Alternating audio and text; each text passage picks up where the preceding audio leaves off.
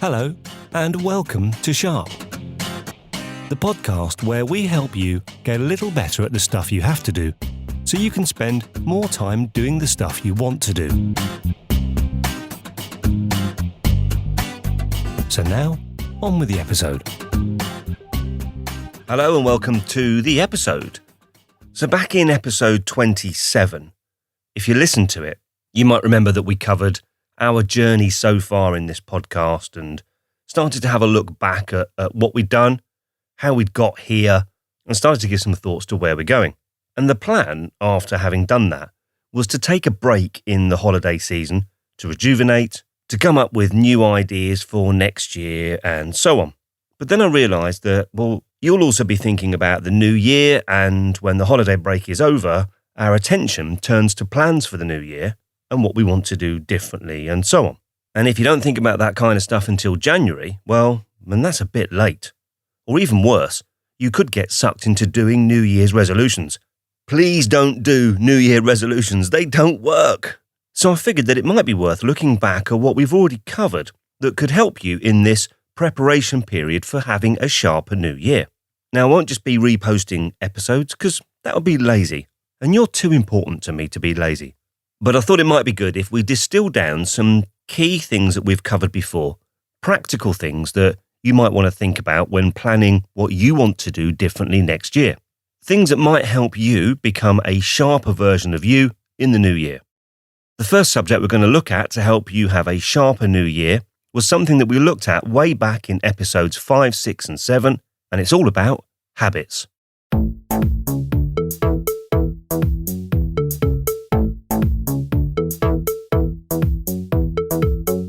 Now, if you say the word habit, your mind can often go first to bad habits, smoking or eating too much food or the wrong kind of food. If I asked you, what are your good habits? What are your good habits? That kind of infers already that you don't have any. And even if we thought about it, we might say things like exercising regularly or spending good quality time with the kids. I'd ask, are those habits or are they good practice? So if you want to change a habit, it's worth finding out how they form, what causes them, and what your options are. Now, sadly, there's no simple solution because habits are actually really complicated. In his best-selling book, The Power of Habit, Charles Duhigg explains about the patterns of habit, and he says that they're made up of 3 elements: a cue, a routine, and a reward.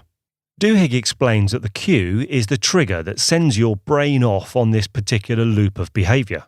The routine, that's the more obvious bit. It's the thing that you do, like lighting up the cigarette or drinking the drink. He gives a great example of eating cookies in the afternoon. 'Tis the afternoon, and that's making me hungry. And the reward, of course, that's what you get from it, or importantly, what you think you get from it. You see, the reality may be very different, and that can be a key to understanding why the habit forms in the first place. If you think about the habit of using social media in a mindless or an unhelpful way, again, the cue could be the flashing light. That's a very different kind of habit. The flashing light on your phone, the notification, or just simply that you've got the phone in your hand. The routine, that's scrolling through the feed, looking at the pictures or the updates. The reward, some people claim that you get a small dopamine hit. Others say that it's about the illusion of feeling valued, that when people take notice of us. The good news is that whatever the ingredients to habits are, our brains are not fixed. They can change. So good or bad habits can be stopped and they can be started again. Learning why we form habits is one thing. Learning how to change them, how to take control, that might be where we want to get to. Now, you might remember from our chat with Lisa that she recognised that spending 15 to 20 minutes a night working on her website wasn't a particularly difficult thing to do, but that the motivation to do it didn't seem as strong as the motivation to rest from a busy day and watch some TV. Now, arguably, there's nothing wrong with that. If you work hard, you need some downtime. Now, you might remember that we joked in the conversation about setting the laptop up in the same place that the TV is. Actually, there might be something in that. So again, not only has she got the trigger there, but it also increases how easy the thing is that she wants to do. Then I want the juice of 1 lemon. I want it to be sort of alive and Lisa, Uh-huh. You know, we were talking the other day about you spending 20 minutes a night working on your website. Uh-huh. I've got your laptop. Oh, no, I'm not doing that now. I'm not spending 20 minutes now. No, you don't need to. Trust me. Oh, Just take the laptop, open it, shut it again, give it back. what? What's the point of that? Was that hard? No. Okay. Fair enough. Don't worry. Trust me. Now, this idea of taking baby steps, doing something instead of nothing, is an approach currently being recognised as well worth our consideration. In our scenario, it could be that for Lisa, just opening the laptop every night for a week is the right start. Do nothing else, just have the laptop there next to where the TV is and just open it every night for a week. Then, for another week, she's already in the habit of opening the laptop, so she then moves on to glancing at the website. In the third week, once already in the habit of opening the laptop and looking at the site, we then move on to making notes of what she might want to change, just for 2 minutes each night. Then the following week, do that for 5 minutes and so on. So after 4 weeks, we've really gently got ourselves into a habit that's so easy to do that by the time we're 4 weeks down the line, we're actually doing the thing that for the previous 20 or 30 weeks, we knew we should do, we knew we wanted to do, but just for some reason we haven't. You could apply this to going to the gym or saving money, anything which could grow over time and have real impact. I've talked before about a chap called David Allen, and in his Getting Things Done model, he suggests breaking a big project down into smaller actions, then only focusing on the next action, because that is all you can do at any one time. You cannot do the whole project. So baby steps could be more powerful than we might have thought. After all, it's where we all started, isn't it? It's worth thinking about what you want to change, how you can break it down into simple bite-sized pieces that are so simple that it would be hard not to do them.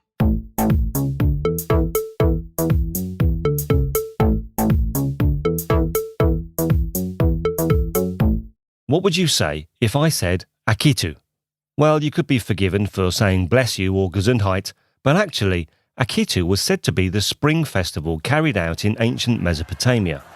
Described as a huge 12-day religious festival where the Babylonians were said to make promises to the gods to pay their debts and return any objects that they'd borrowed, it is said by some to be the predecessor to our New Year's resolutions.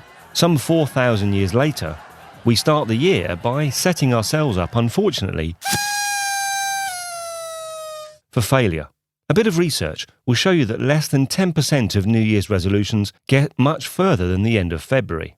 The problem is that resolutions are made in a spirit that makes us feel like we can take on the world. So we set huge goals, stretching resolutions that often involve attempts to completely change our exercise routines, our eating or drinking habits, or where we're going to be by next December the 31st. Now, of course, there's nothing wrong with setting goals, even stretching ones. But if you're not clear on what the first step is, then often that goal stays on that bit of paper or in that electronic document. So why do we struggle? Well, let's look at the classic gym membership. According to a YouGov poll in 2015, 33% of people who made New Year's resolutions wanted to get fitter. Yet, according to Sport England, regular gym goers make up less than 10% of the population. Gold's Gym says its traffic jumps by 40% between December and January, yet according to Planet Money, half of the people who sign up for gym membership never go. But there is an approach which can work. Instead of going flat out and aiming to go to the gym every day and work out for an hour, why not aim to go 3 times a week, but just work out for 5 minutes? Now that might seem counterintuitive, but think about it. If you're going to go to the gym as a new activity, it involves a number of steps. You've got to decide where to go. You've got to work out what you want to use it for. Are you going to do aerobic exercise, free weights or swimming? You've got to get your gym gear ready. And of course, you've got to wash it. You've got to travel there in the morning before work or travel in the evening after work. And if it's a new venture, then there's likely to be a cost that you've not had to make previously. And all that before you lift a single weight or step on the treadmill. Now, you might think that after all that, you might as well put in an hour's work. But remember what we learned about habits. They get hardwired when they're easy to do and the reward is good. So if you make all this change, follow all these new steps, and then reward yourself by being worn out with an hour's workout, and often not seeing any immediate benefit, then it's not surprising it doesn't last. An alternative is to get the hard wiring set up with the easier routines first. So set up the direct debit payment, get your gym gear, and then make the trip after work. Then do an easy workout, 5 minutes.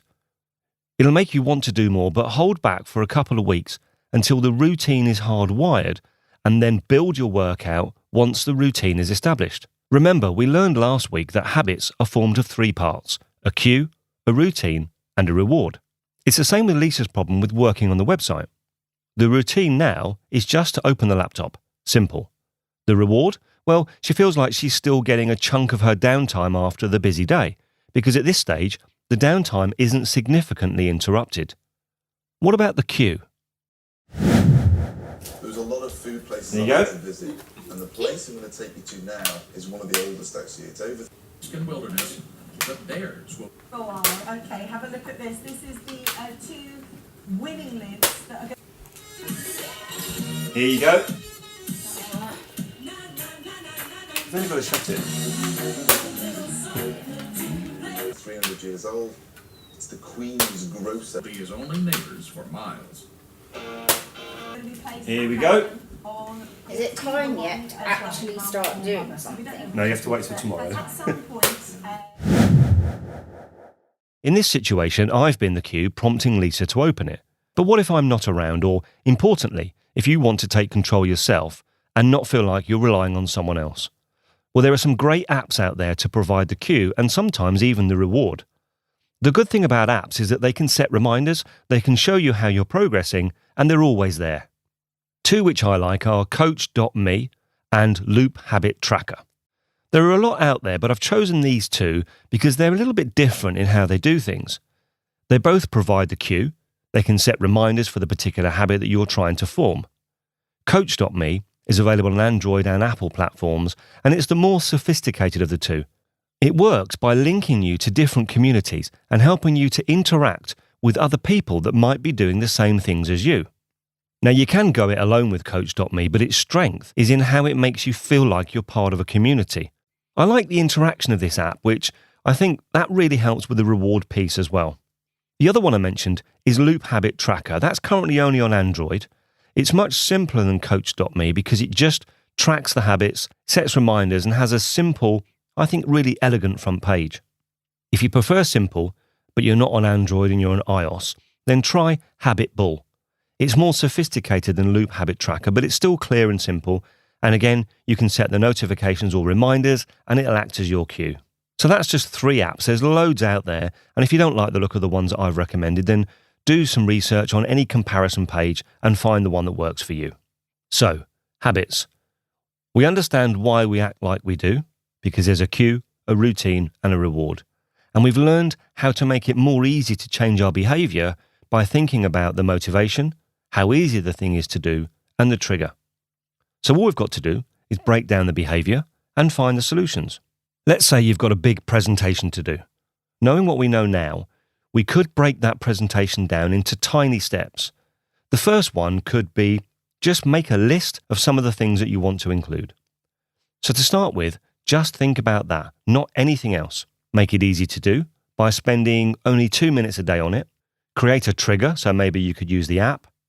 Then you can build the routine, so that goes back to just spending 2 minutes a day.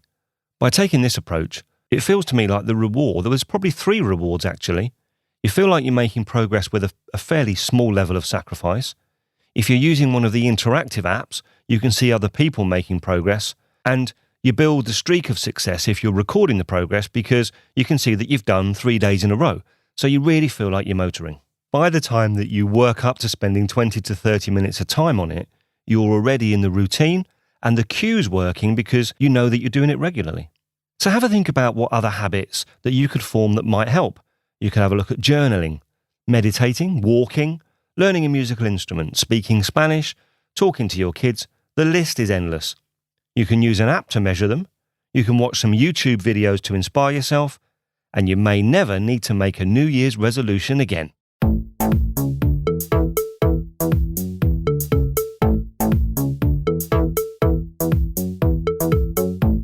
So this is the third in our series on habits. In the last two, we've covered podcasts, apps, and online resource that you can use to help change your habits and behaviour. This week, we're going to have a look at the written word. But first, I want to take you back in time. Now, if this is TV, we'd probably have one of those montages that sends everything misty, and it's probably got some clocks spinning backwards. But it's not TV, it's a podcast, so you'll have to do all that stuff in your head. Also, in 1989, a new company called the Carphone Warehouse was founded by Charles Dunstan, which is ironic because today, Dixon's Carphone is one company. So why am I focusing on 1989? Well, another thing that happened in that year was the release of a brand new book in the United States by Free Press. Now, this book went on to sell 25 million copies, to become the first non-fiction audiobook to sell more than 1 million copies, and to propel its author to become a household name in the world of self-development and business productivity. The author was Stephen R. Covey, and the book was The 7 Habits of Highly Effective People. Anyway, back in 1989, a branch of Dixon's would sell cameras, word processors, hi-fi, TVs, computers, games consoles, camcorders, video recorders, watches, and a brand new product called a mobile phone. Little did we know that the last item in that list would, for many people, go on to replace all the other items that we sold. Now, obviously, there are much better things that you can do with your mobile device other than those which just steal your time, and we've looked at some apps and resource last week. But this episode is about habits and the written word, actual books. So, of course, I couldn't start an episode on habits and the written word without reference to the late Dr. Covey's work, and I'll link to it in the show notes. So that's The 7 Habits of Highly Effective People, published by Simon & Schuster, who Free Press effectively are now, and you can download an audio version from Audible, narrated by the late Dr. Covey himself. Oh yeah, I said there were 2 things from the book I can remember. The other thing was the 7th habit, sharpening your saw. This week, I'm giving book recommendations that support changing habits. There's some significant work in this area from Charles Duhigg, and I want to talk about his book, Smarter, Faster, Better. Well, Duhigg talks about doing things smarter, faster, and better around 8 different areas. And he shows us a common thread in all of these areas where people who seem to be in control and balanced do certain things consistently. It's about the difference between being busy and being productive. Here's Charles Duhigg in discussion with Peter Bregman, explaining about part of the book in Peter Bregman's podcast. So Charles, what led you? You wrote The Power of Habit. It was a great book. It was super successful. This one is super successful as well. What led you to write this after The Power of Habit? Well, right when The Power of Habit came out, I was working at the Times. I'm a reporter at the New York Times, and I was working on a series about Apple and using Apple as a kind of a lens for looking at the global economy. And that series ended up winning the Pulitzer Prize, and so it was a great professional year for me. But I would get home every night and have like 100 emails to deal with, and I would turn to my wife and say, like, "Gosh, if this is what success is like I kind of think I might prefer failure. Like, this is so punishing," which of course isn't true, right? I was very lucky to have the experiences I was having, but I did look around and I saw that there were people who just seemed to kind of have figured something out I hadn't. They seemed like they were getting all this important work done, but at the same time they had time to spend with their kids and with their family, and they seemed like they were less stressed out than I was. And I thought, I really want to figure out why. Like, why are these people so productive without sacrificing as much as I feel like I'm even sacrificing? And I started talking to researchers. I found out I'm exactly right. There are these people who are like a standard deviation more productive than others. And we actually understand why. It's because they tend to think slightly differently. They tend to encourage themselves to think slightly differently, to think half an inch more about certain things. And so I thought that was important enough to share with others. What's different about this book is that it isn't about time management. It's about thinking differently about what you prioritize and why you're doing what you do. It is a self-help book, but it reads like a novel in many parts, and actually that makes it really easily readable and fun. From Google to Disney, from individuals to teams, Duhigg has researched thoroughly, painstakingly, and come up with a completely different way of thinking. So, my second book recommendation today, Charles Duhigg, Smarter, Faster, Better. It's published by Random House in the UK and the US, and of course you can get it from Amazon, good bookstores, or you can download an audio version from Audible, which is read by Mike Chamberlain. Okay, so in this third section, we're going to look at 18 Minutes by Peter Bregman. Now this, potentially, is one of the best books I've read in a long time. In fact, I'd go further and say that if you only read one book this year on getting better, make it this one. It would be easy just to read some chunks out and share the content, but I want to tell you why I'm enthusiastic about it. Well, not only is it a simple, practical, and clear book, but it's an enjoyable read, with chapter titles like I Don't Want to Go to Ski Class, Would You Smoke Pot While You're Working, or Why We're Fascinated with Susan Boyle. It then delivers these really interesting ideas into a rounded, simple template that argues that if you spend 18 minutes a day on it, in total, you can make it all happen. Basically, if you want to take sensible steps to get into a ritual and a habit that will make a difference, you definitely need to read this book. Dan Pink, who's a chap that we'll be coming back to in a later episode, calls 18 Minutes an intensely smart, insanely readable, and eminently practical guide to boosting our effectiveness and deepening our satisfaction. Robert Sutton calls it the best blend of a business book and a self-help book I have ever read. And Gretchen Rubin says it's thoughtful, practical, and often funny. In 18 Minutes, Peter Bregman explains how to make sure that we have plenty of time to do the things that matter most to us so that our lives reflect our true values and priorities. There's a lot of stuff there, but put simply, it's a good book. Amazon rates it 4.3 out of 5 stars. I'll put it in the show notes. The title again is 18 Minutes. It's by Peter Bregman. In the US, it's currently out on Grand Central Publishing Books, and in the UK, it's published by Orion, or even Orion. And you can go to Audible and, of course, get the audiobook version, which is narrated by Peter Bregman himself. I need an ending to that. I need an ending there. I didn't write an ending. It's a really good book. Trust me, go and read it. 18 Minutes by Peter Bregman. Did I get the title in enough, do you think? 18 Minutes by Peter Bregman. Go and read it. I'm not telling you what to do. I'm suggesting you go and read it. It's up to you. I think you should read it. Right, I need an end. It doesn't feel like I've ended it. Maybe if I talk long enough about not feeling like I've ended it, it might feel like I've ended it. Either that or we need a power cut.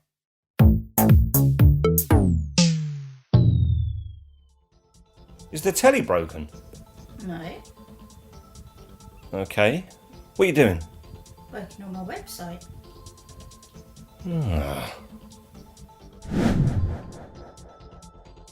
So there was a compilation of something that we covered earlier on in the year.